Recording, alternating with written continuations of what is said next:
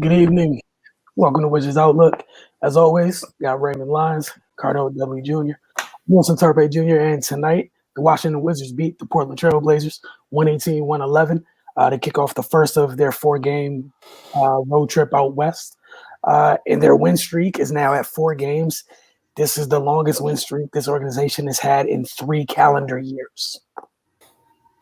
So with that said, big night for Beal, big night for Russ. Probably one of the most efficient nights they've had as a duo on the offensive end. And then we saw, it was only 2 quarters, but it was 2 quarters where they held a team under 20 points. It's almost like defense matters. It was pivotal tonight. Happened in the second quarter and then in the fourth. Cardell, we'll start with you tonight, and then Ray, just your initial thoughts from Washington's 4th consecutive win. They finally executed defensively and did it well, when they had to. So obviously the first quarter was disheartening. It was kind of like, here come the Wizards. But then the second quarter, they responded, holding the Blazers to 12 points in a quarter. You just don't think that's possible. Not with the firepower that they got.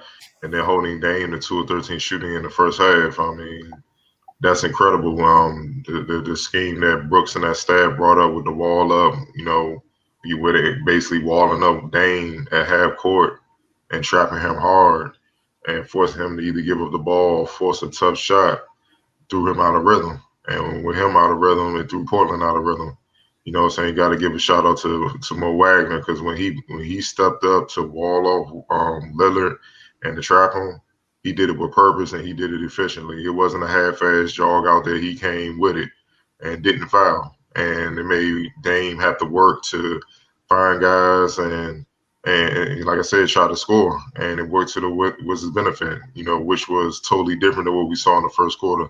So to me, this was honestly their best defensive effort overall as a team. 12 points in the second quarter, 19 points in the fourth. You just don't expect the Blazers to be held today. Not with Dame and, the way Melo's been scoring the ball, Gary Trent, even without CJ and those guys. They got a lot of guys, even Covington. Covington was lighting them up in the first quarter. So, you got to give them major props. Obviously, Russ and Bill did their thing. They were flawless together, honestly, outside the turnovers. Russ got cut that down because against the, better defensive team, they're going to capitalize off that. But other than that, they were flawless. They were efficient scoring the ball. They did it all. And rebounding was key because Enes Kanter, he's one of the top rebounders in the league, especially, offensive rebounding. You know what I mean? So they needed people to get in there and mix it up. We know the Wizards don't have a lot of rugged guys that will go in there and mix it up. So, Brooks relies on the guards to come and do that. And we know Russ bring that every game, so you don't have to worry about Russ. But with Bill stepping up, Rui doing what he doing was big. And an unsung hero was Robin Lopez, double-double off the bench, 10 points, 11 rebounds. He kind of erased Kanter when he came in. You ain't really hear from Kanter no more after that, man. It was just good all-around team effort. Everybody did kind of what you could tell what Brooks asked them to do, so to speak, especially defensively. Just do your job. And that's the thing a lot of coaches preach. Just do your job, and things will work out. Because if you're doing your job, the other person knows they can do their job instead of, hesitating. I got to do my job and do yours too. And, you just got to give the Wizards credit, man. I like what they building, man. Like last 4 games has been consistent. They still, to me, have more room to grow defensively, but at least now they give you 2 strong quarters, not just a half-ass quarter or a quarter. They give you 2 strong quarters where they strapping up and literally stopping teams, and that's why they're pulling out wins. Right. Yeah, man. Going in, you look at the Blazers' track record for the season. 2 things kind of stick out. They start fast. They one of the best first quarter teams, and they make a lot of threes. So that, kind of spelled trouble for the Wizards because, they typically don't get out the gates real good, and they've been having trouble defending the 3. And the way the first quarter was going, I thought it was about to kind of avalanche into a bad evening. But, second quarter, they turned it around. And, man, they just shut them down, 12 points in a quarter. I mean, that's that's craziness. You don't see that happen too many times in the league nowadays. But like Cardell said, they had the perfect plan. They basically did to the Blazers what teams been doing to them, keying in on the main guy and making somebody else beat you. And that's how they was able to get back in the game and take control. Robin Lopez, I think he did a good job, kind of canceling out Enes Kanter physicality, to start the game. They were kind of getting pushed around out there. And Lopez came in and kind of, nixed that. But yeah, man, Bradley Beal, he just continued to be the superstar that he is. I like how Russ looked tonight. He played with a little extra burst.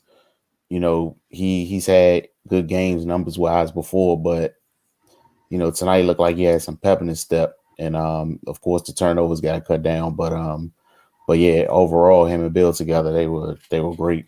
But yeah, they took away Portland's strengths. They nullified Cantor, and they held Dame in check, outside the third quarter. And that even kind of concerned me when he started getting rolling, because I wasn't sure if their defense was going to be able to hold up and get them back in check, but they did, and they closed out the game and got a win. Yeah, what I enjoyed was, I know they didn't shoot the three great tonight. I like the shots that both Russ and Brad took in the mid-range area. They took their shots. They took what was given to them in rhythm shots, comfortable shots. And Portland never really took those shots away, and they continued to kill them with it. Bertans hit, I think it was only a couple shots. There were some timely threes. Mm-hmm. Portland, you saw the difference. The games where he goes off is literally about the opposing team. Do you pay enough attention to your scout? Portland did a good job of taking away this airspace for much of tonight. They found him in transition. They made sure in the half court he didn't have the room that he had. Literally just a game ago. But the 2 threes he got, I think it was 1 3 during a key stretch and another 3 late. It was timely shots. But like Cardell said, Ray, you mentioned, defensively as a whole, I thought they did a great job, especially contesting at the rim without fouling. Rui did a great job.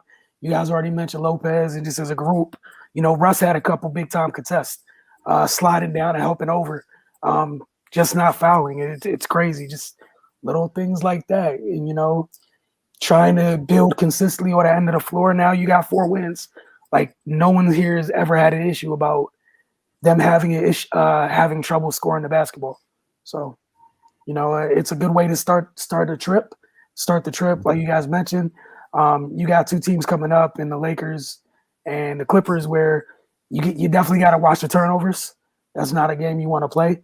I wanted to ask you guys, I couldn't even put my thoughts into like one tweet that's wild behind sequence at the end of the game when it was like 17 fouls and no calls.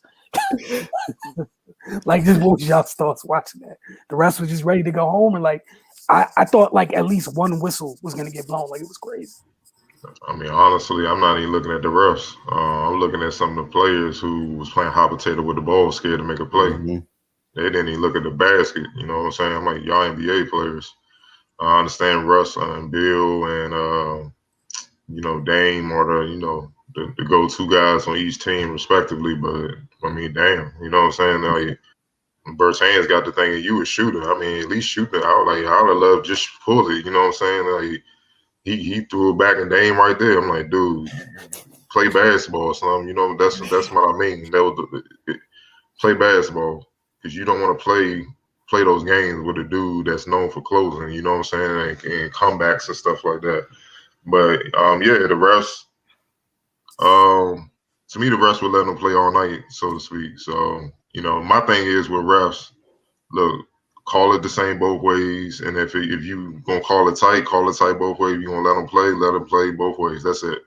And then it's up to the players to adjust on how the refs are calling that. So I'm not really looking at the refs too much. Obviously, they swallow their whistles on that, but, I mean, what do people want? When they do make a call, you don't call that during late in the game and stuff like that. Okay, fine. We ain't going to call it now. You don't call it. I mean, them niggas can't win. They can't win for losing, dog. So hey, y'all figure it out. We're gonna let y'all decide. And I'd rather have it that way. You know what I'm saying? So yeah, but it wouldn't have been no calls necessary if some of them players that, act like they wanted to make a basketball play instead of being shook.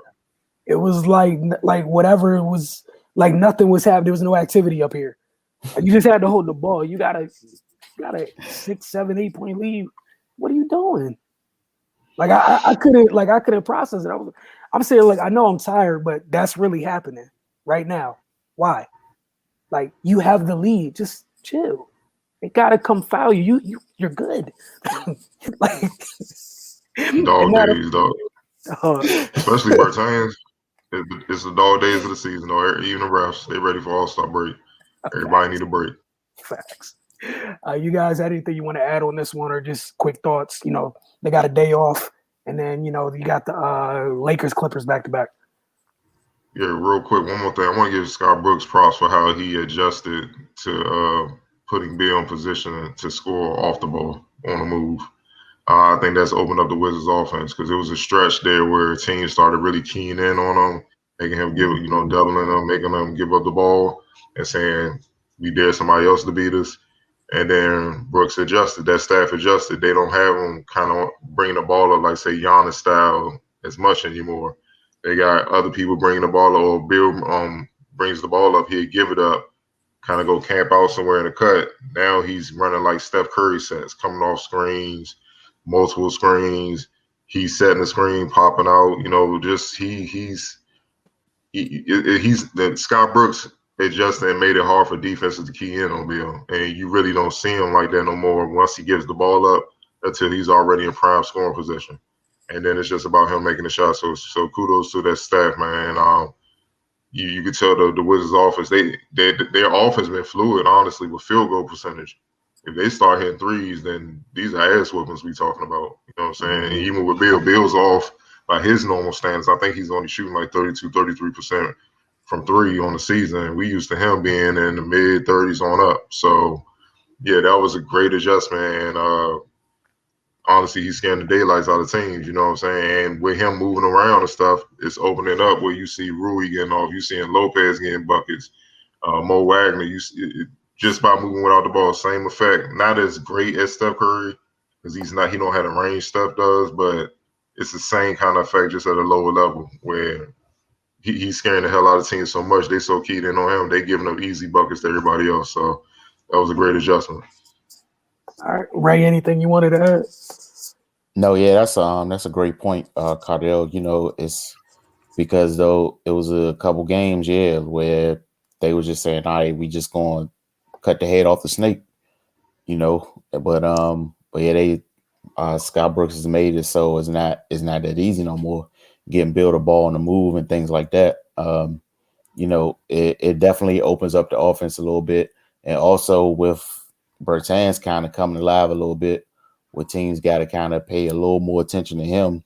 It just, it allows them to maximize the space of the floor, and things just start to get a little easier, when there's more than one person doing the heavy lifting.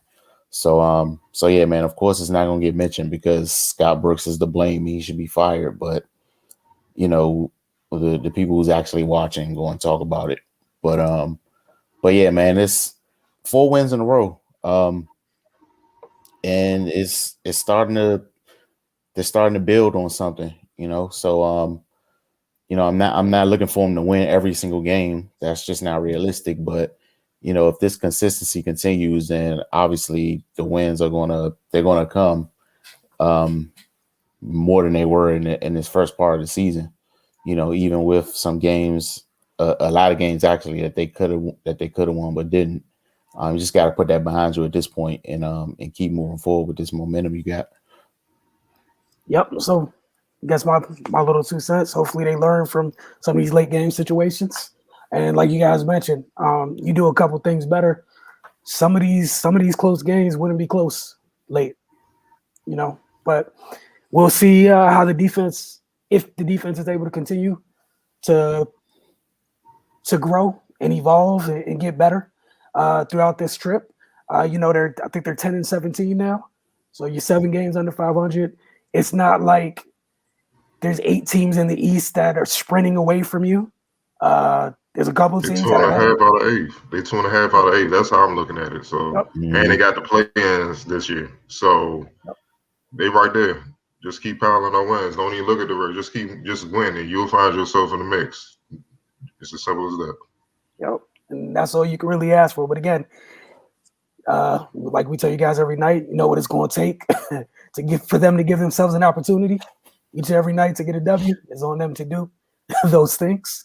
But we will see you guys Monday night after Wizards Lakers. I was about to say Clippers. It's too many things going on, man. Too many things. But y'all have a great night.